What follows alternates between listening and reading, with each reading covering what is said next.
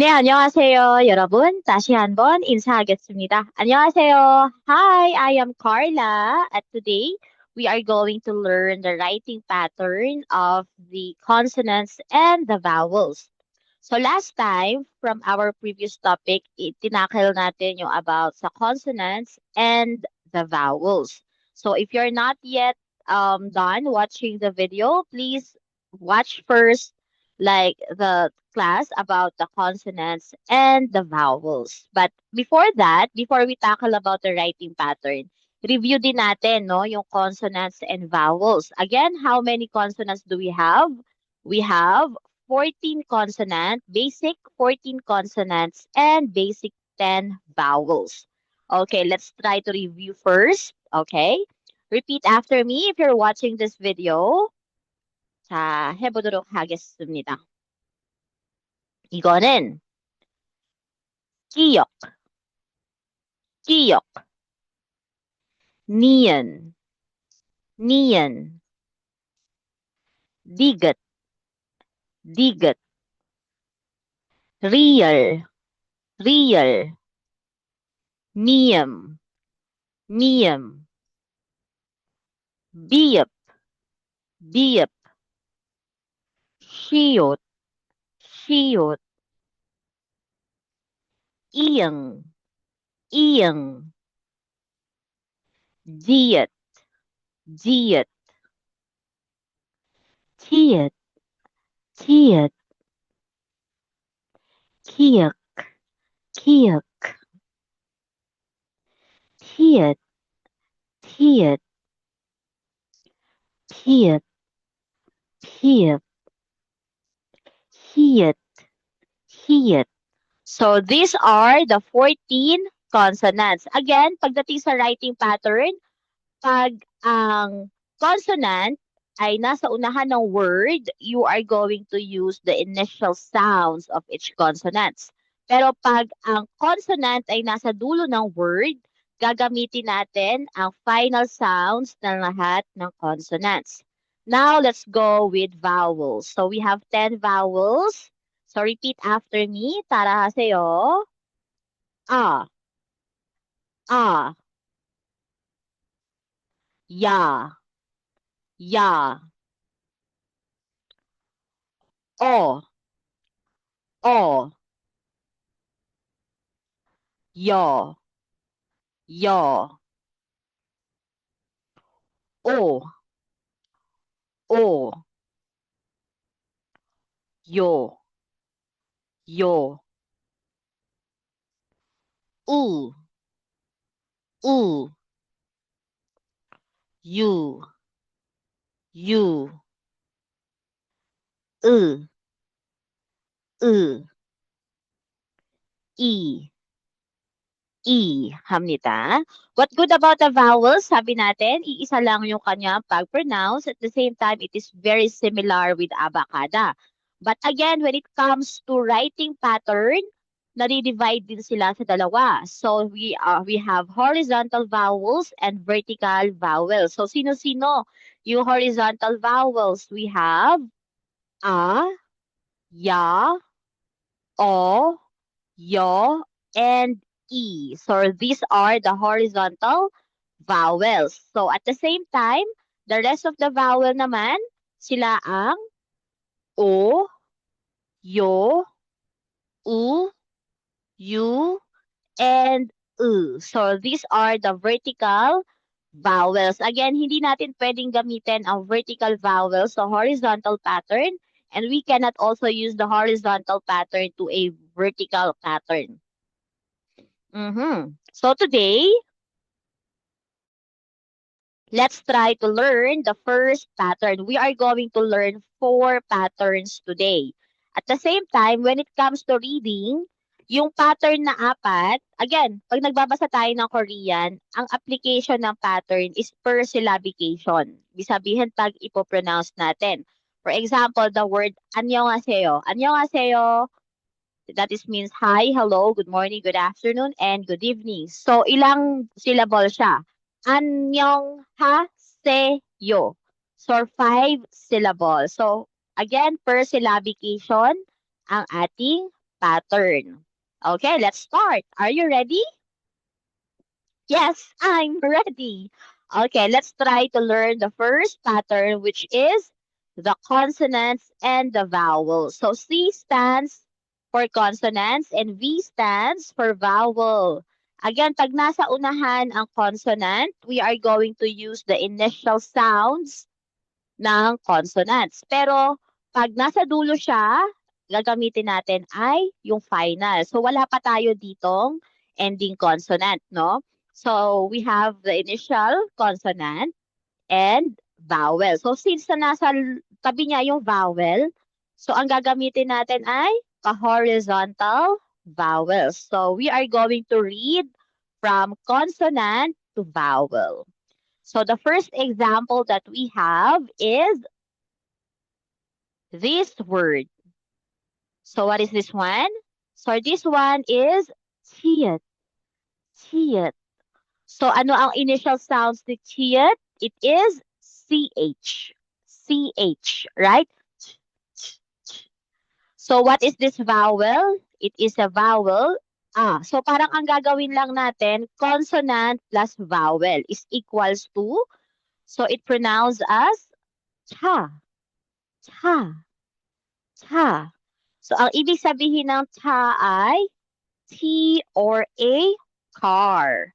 T or a car. So, it depends on the verb na gagamitin natin kung ano ang ibig sabihin, magiging ibig sabihin ng cha. Kung ang gagamitin natin na verb is tayo, tayo means to ride. Cha tayo, automatically, ang ibig sabihin niyan, to ride a car. Pero pag ang ginamit naman natin na verb is, for example, masyoyo is to drink. So when you say cha masyoyo, that means to drink a tea. Hamnita. Alright, that is the first example. So one more time. One more example with this pattern, which is this one. So come to think of it, ano kaya ang initial sounds ng consonant na ito? This one is consonant biyep. Biyep. So si biyep, pag nasa unahan siya, it is letter B. At ano ang kasama niya vowel? It is a vowel E. So paano siya basahin? Biyep plus E, B plus E. So is equals to B. Haminteya. So, B ninyo. This one is rain. Rain, rain, go away. 그쵸? B라고 합니다.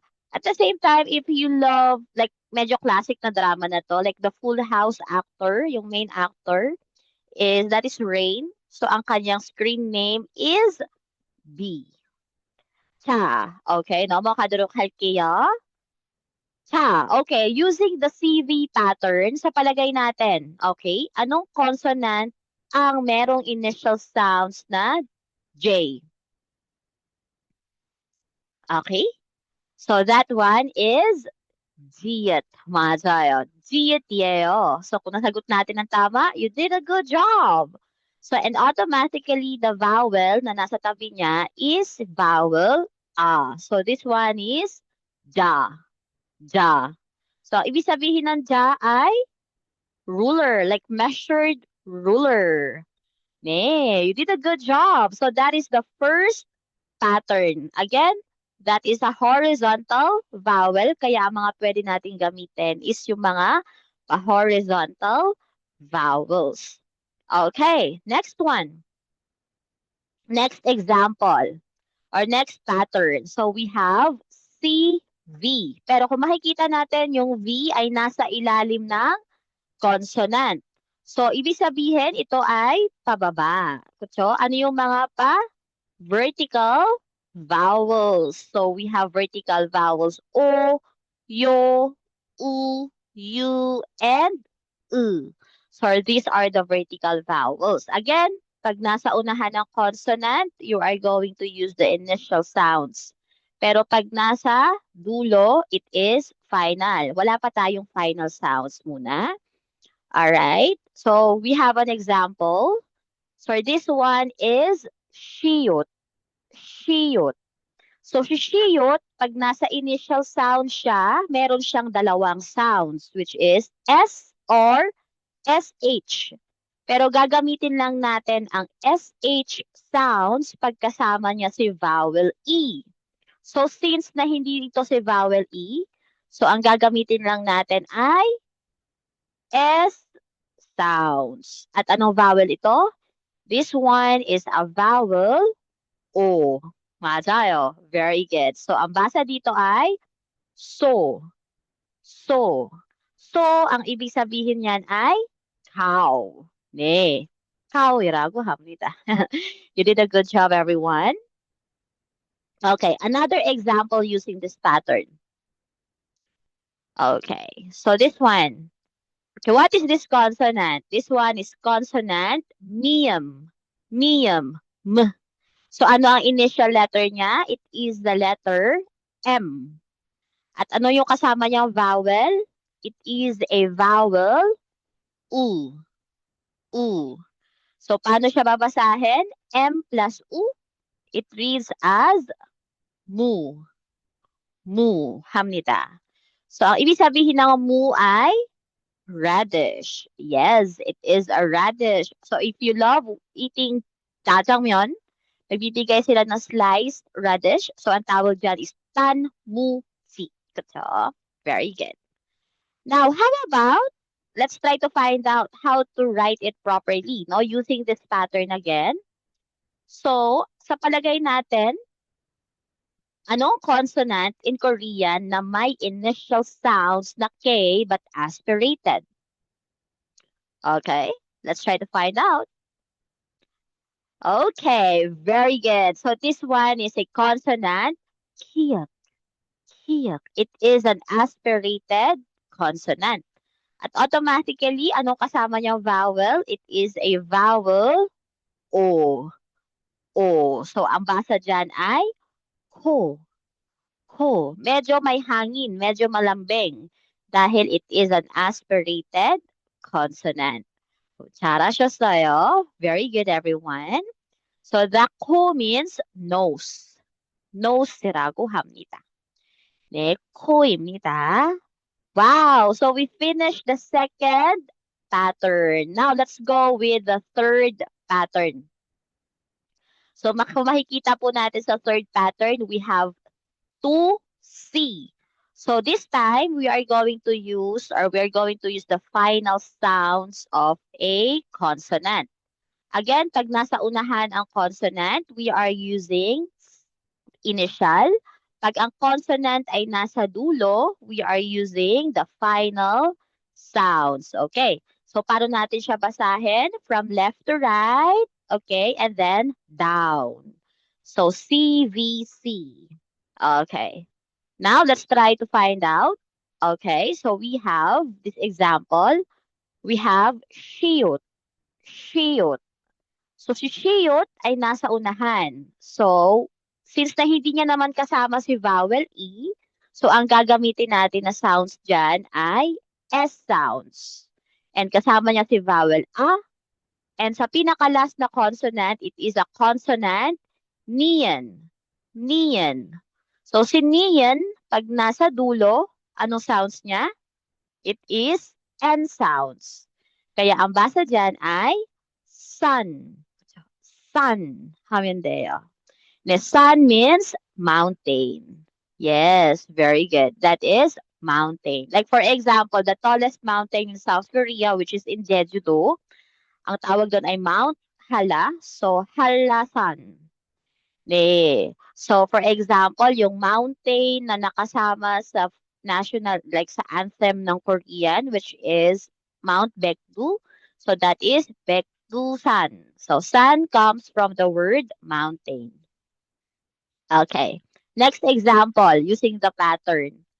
Using the pattern CVC. Okay, we have Piep. Piep. So, pag si Piep ay nasa unahan ng salita, what are we going to use? We're using the P sounds, right? And kasama niya ulit si vowel A. Okay. At the same time, kung makikita natin, ang pinaka nasa dulo ay real. Real. Pag si real ay nasa dulo, it is L sounds. Kaya ang basa dito ay pal. Pal. Pal means 8 or arm. 8 or arm. So this one is pal. pal 합니다. So 그렇게 됐어요. So it depends on the verb. It depends on the verb or adjectives na gagamitin natin. So pwede siyang pal for a Sino-Korean countings and then arm for a noun. Like for example, masakit, aphayo. Aphayo means to be hurt or to be sick. So when you say the word halapayo, halapayo. So that means my arm hurt. Ta. Okay, wow. So this is the pattern CVC. Now let's try to find out this one. This one is bang. Bang. So automatically this is a vowel yung ginamit natin ano. Okay. Please try to answer this one. Anong consonant ang may initial sounds na B sa unahan? At ano naman ang consonant na may final sounds na NG? Did we answer this correctly? Okay, very good. Okay, this one is bip, iyang. Yes. So, ang ibig sabihin ng bang ay room. room이라고 합니다. 방입니다. But sometimes it also becomes a store. Like for example, the computer shop in Korea, we call them PC bang. And then the karaoke, like singing room, is 노래방. So bang comes from room or a shop. Okay, you did a good job. So that is the third pattern. Kung meron tayong pattern for horizontal, meron din tayong pattern for a vertical pattern. Again, ang mga gagamitin natin dito is vertical vowels din. Okay? So you read from top to bottom. So consonant, vowel, consonant, initial, vowel, final. Okay, 여기 보시면, okay, 여기가, 자, Miyam. Miyam. So si Miyam, pag nasa unahan, it is M sounds. At ano yung kasama niyang vowel? It is a vowel U. U. Very good. And then, ano yung nasa dulo? It is real. Real. Pag nasa dulo si real, ano ang kanyang sounds? It is L sounds. Very good. So ano ang basa dito? It reads as mul. Mul. Mul means water. Very good. That is a water. So pag nasa shiktang tayo, no, we want to drink water, you can just say, 이모님, 물 주세요. 그렇게 하세요. Anyway, at the same time, we can also attach. Pwede natin pagdugtungin ang vowel at saka yung last consonant. Kaya kung makikita natin, oh, bakit magkadugtong sila? So, pwede silang pagdugtungin. Walang problema. Okay? Okay, another example using that pattern. Let's try to answer this one. Okay, this one is a consonant, niyan. Niyan. So, pag si niyan ay nasa unahan, it is N sounds. At ano yung kasama niyang vowel? It is a vowel, U. U, 합니다. At again, niyan pa rin ang nasa dulo. So, ano ang final sounds ni niyan? It is N sounds. So, paano siya basahin? It reads as nun. Nun입니다. Very good. So, nun means ice or snow. Ice or snow. So, kung kanina, ano ulit ang ibig sabihin ng water? It is mul. Mul. Alam niyo ba, pag inattach nyo ang mul sa nun, like nunmul, nunmul, ang ibig sabihin niyan ay tears, luha. Okay. So that is nunmul. So very good. Now we finished the fourth pattern. Now let's try to find out how to write this using the pattern CVC vertical. Kung makikita natin, ang first sounds is a vowel U. U. At ang pinakadulo ay consonant na merong final sounds na K. But again, when it comes to writing, walang vowel na nauuna sa consonant. Laging consonant muna and then the vowel.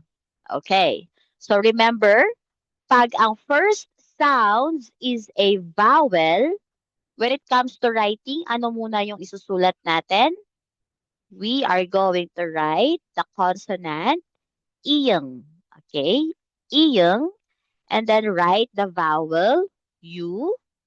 And then write the final consonant kiyok.